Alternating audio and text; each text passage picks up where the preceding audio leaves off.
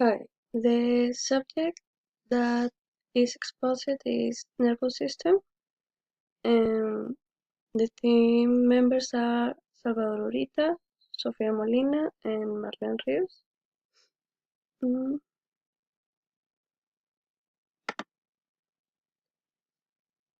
what is it?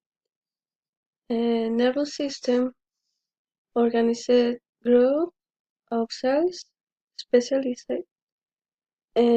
for the conduction of electrochemical stimuli from sensory receptors through um, through a network to decide that which a response occurs.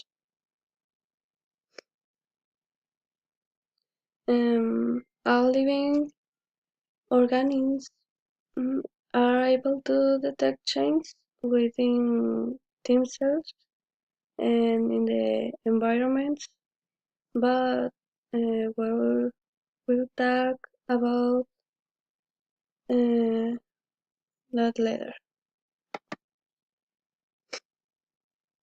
Okay, how to divide the nervous system?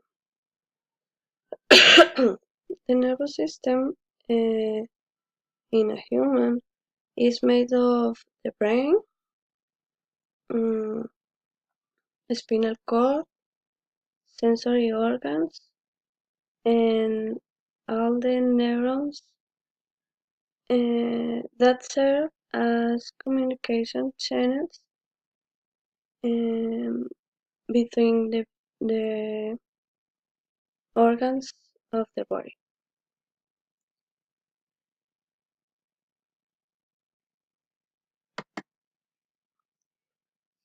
Well, nervous nervous system disease. These are some um, of the best known disease. Epilepsy is a disorder in which the activity of nerve cells in the brain is interrupted, causing seizure. Alzheimer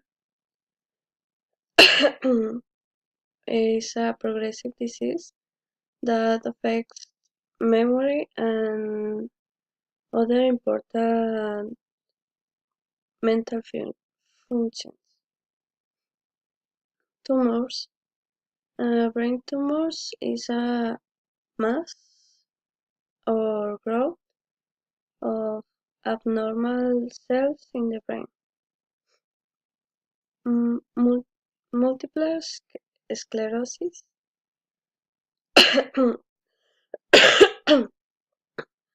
sorry, this is in which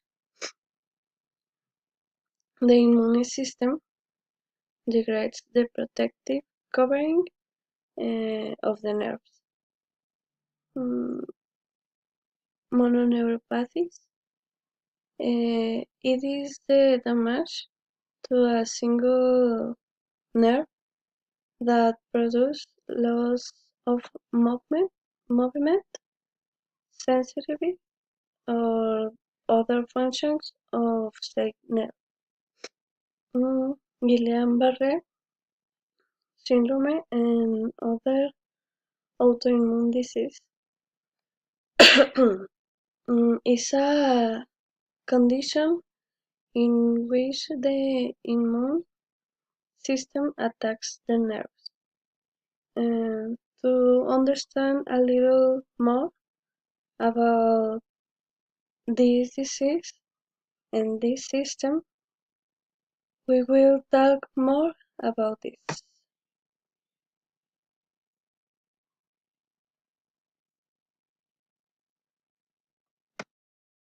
Well, if we want to talk about the nervous system, we have to talk about neurons. Neuron is a primordial part of the nervous systems That because is the functional part of this. That is how can we interconnect all the body, all the sensations and all of the movements and requirements of our body and send it to the brain. So how we can note the brain is like its masterpiece and a director of our body. So it is not connected to another step, so it's not connect anything. Well, the neuron happen at different parts, like cell body. Cell body is the most important part of this cell because it's the center, and there this cell can decide where gonna go all the impulses and all of that, and if where's destination and what kind of uh, signal it's sent.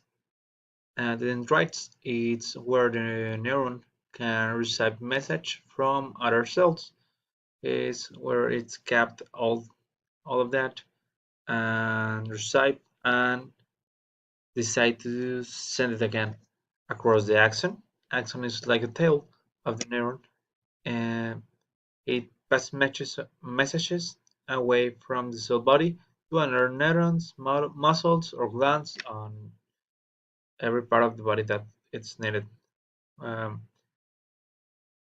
and at the end, we have then a terminal branches of axon.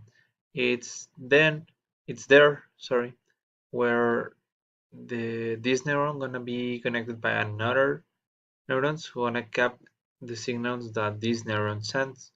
And you can imagine that this part gonna be connected to another neuron who this part gonna be there and gonna capture all the signals that this sent. Uh, there we have an part of the axon where you can see that the axon is covered by a Schwann cell. Schwann cell is on a cover made by myelin, and it makes these globes, these balloons that their function is make the communication uh, by neurons faster than is if this not exist. Uh, that's made it across an jumped impulse that makes that the electricity can jump there and there and there, and it's how is the impulse move across the neuron. Um, and it's called this part it's called node overramper.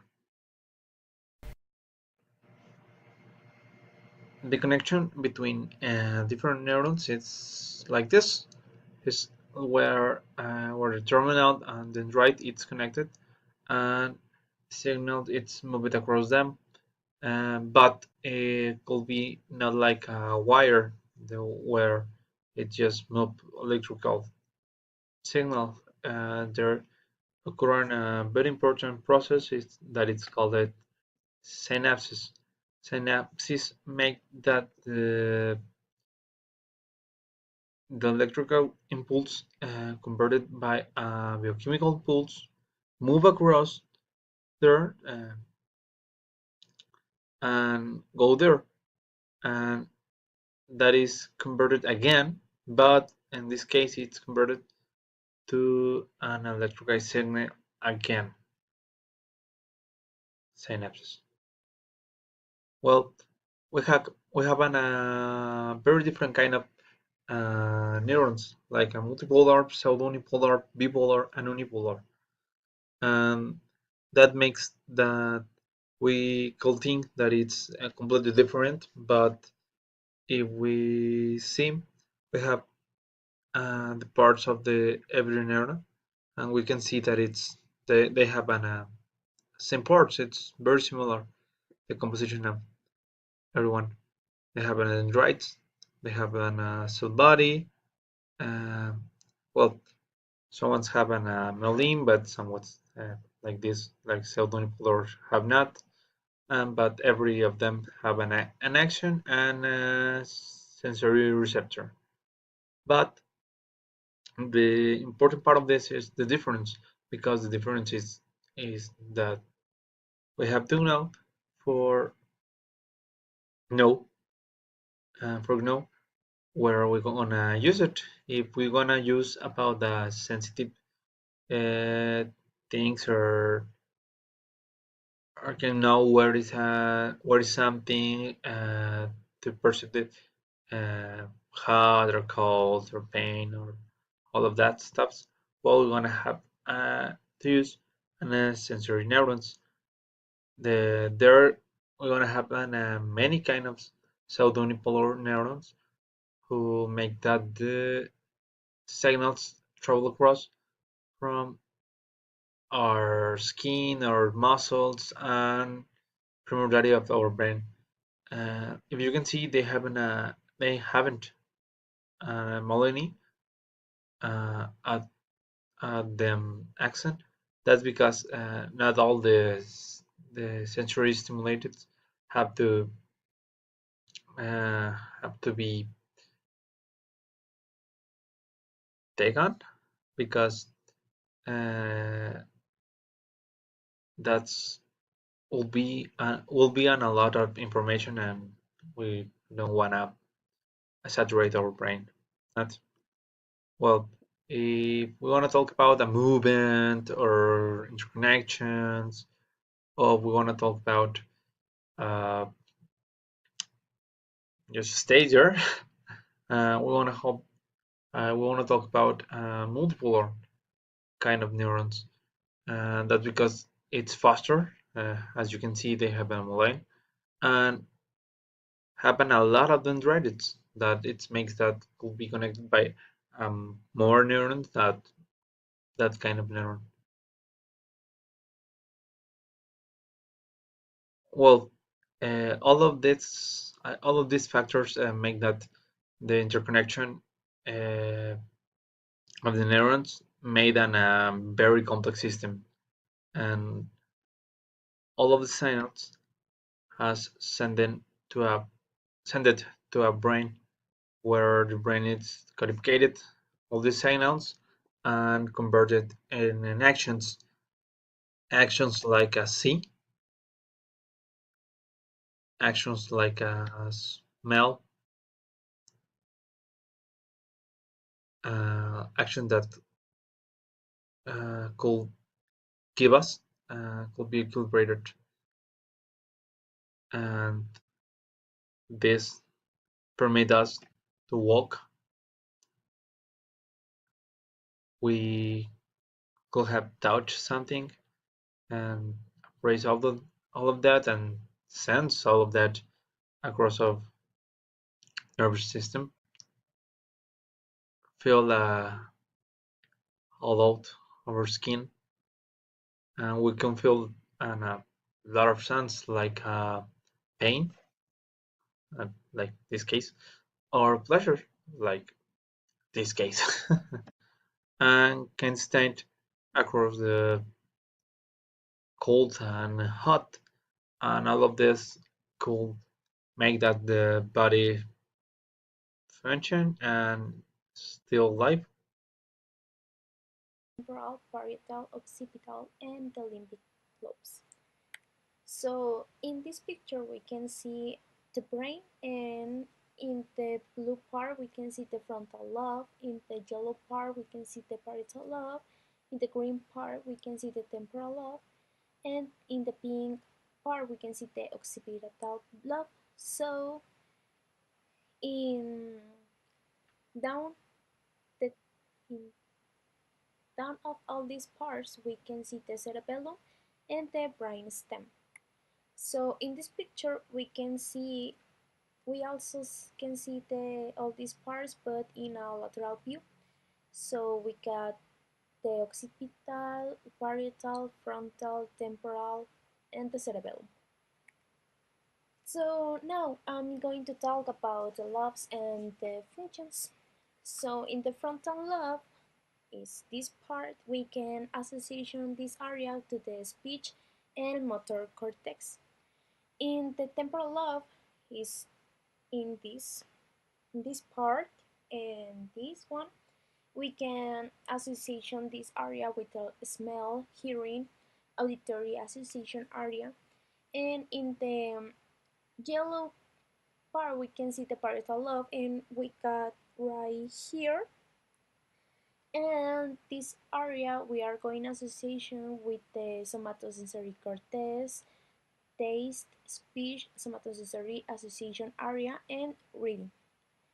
So in the occipital and is down of the brain, we got the visual association area and the vision. So the brain lobes and their functions, more specifically, we got the frontal lobe, and in this part we are going to execute the functions thinking, planning, organizing and problem solving, emotions and behavioral control personality. In the motor cortex, we are going to have the movement. In the sensory cortex, the sensations, parietal lobe, perception, making sense of the world, arithmetic, spelling. In the occipital lobe, we got the vision. In the temporal lobe, we got the memory, understanding, and language. So the brain medial view, we got the five lobes. So this is the medial view of all the brain. So we can see how all the lobes are communicated. So we got the frontal lobe, parietal lobe, occipital, limbic, and temporal lobe. So in the medial view of the brain, we got the septum, the corpus callosum, thalamus, cerebellum, midbrain, the medulla, pons, hypothalamus, and this is so important for the brain. Well, the primitive emotions. We got in the primitive and emotional responses in the green area. In this area is the thalamus, midbrain, pons, and medulla. Well, we are going to talk the thalamus and the visceral brain. In this picture, we can see the thalamus. In this picture, we can see the thalamus and basal nucleus. We got the anterior nucleus, lateral, dorsal, and lateral posterior, the pulvinar nucleus, ventroanterior, ventrointermedial, ventrolateral, ventroposterior lateral, ventroposterior medial, and all these parts of the thalamus. Well, we got the basal ganglia, substantia nigra. And in this picture, we can see the thalamus and the hypothalamus.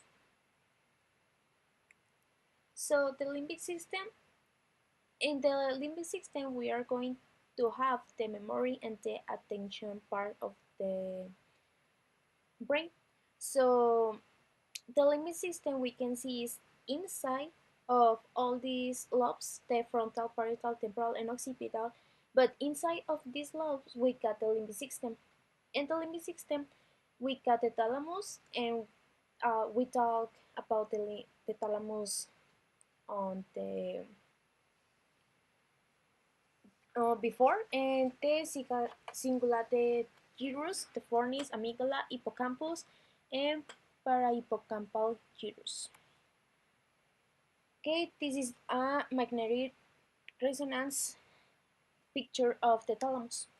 Now I'm going to talk about the 12 pairs of the cranial nerves. These call up pairs because we are going to have one of the left side and another one on the right side of the brain.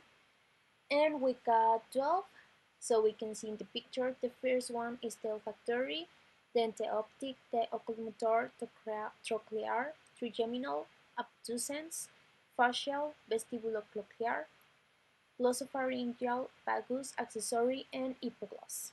So first we are going to talk about the olfactory nerve. This is going to be our first cranial nerve. So the component is going to be a sensory, and the function of this nerve is going to be the smell. So the origin is going to be in the olfactory receptor nerve cells, and these are going to be inside of the nose. And the opening to the skull is opening gripping form plate of the ethmoid. So in the pictures we can see the nerve is going to start in the inside of the nose, and then it's going to be in the olfactory bulb, olfactory nerves, and olfactory tract. Then we got the second one is the optic nerve. So this is going to be a sensory nerve. The function is going to be the vision. The origin is the back of the eyeball, and the opening to the skull is the optic curve. So in the picture we can see we are going to have one nerve in back of the eyeball and the other one in the left side, and is going to cruise inside of the brain and is going to finish in the visual area of the thalamus. Like I said before about the thalamus functions, this is going to be the visual area. And then before after cross the visual area of the thalamus is going to finish in the visual cortex. So the third cranial nerve where we have the oculomotor nerve. So this nerve is going to be a motor nerve. In the function we got the raises upper eyelid, turns eyeball upward, downward, and medially, constricts pupil, and accommodates the eye. The origin is going to be anterior surface of the midbrain, and the opening to the skull is superior orbital. So the origin is going to be of the origin we can see in this picture, but we can see the finish and is around of the eyeball, and this structure help us to move the eyeball. Well, we got the trochlear nerve. This is going to be a motor nerve too, and the function is assisting in turning eyeball downward and laterally. The origin is going to be the posterior surface of the membrane, and the opening to the skull is superior orbital. So we can see the origin is going to be in the midbrain, and the opening to the skull is going to be superior of the oblique muscle in the eyeball. And the number 5 is going to be a trigeminal nerve. This, this is called trigeminal because it's going to have a three branches. One is going to be a ophthalmic nerve, maxillary nerve, and mandibular nerve. So we can see we're going to have the trigeminal nerve in front of the ear, but inside of the brain, obviously. Well, the first one is going to be the ophthalmic nerve. This is going to be a sensory nerve. The function is going to be the cornea, skin of the forehead, scalp, eyelids, and nose, mucous membranes, and paranasal sinus and nasal cavity. The origin is going to be anterior aspect of the pons, and the opening to the skull superior orbital. Well, in the yellow we can see the ophthalmic nerve. So the maxillary nerve is going to be a sensory nerve too. The function is going to be the skin of the face over maxilla, teeth of the upper jaw, mucous membrane of the nose, the maxillary sinus, and plate. The origin is going to be anterior aspect of the bones and opening to the skull a foramen oval. And we can see the yellow, the, the nerve, the maxillary nerve. Well, now we got the mandibular nerve.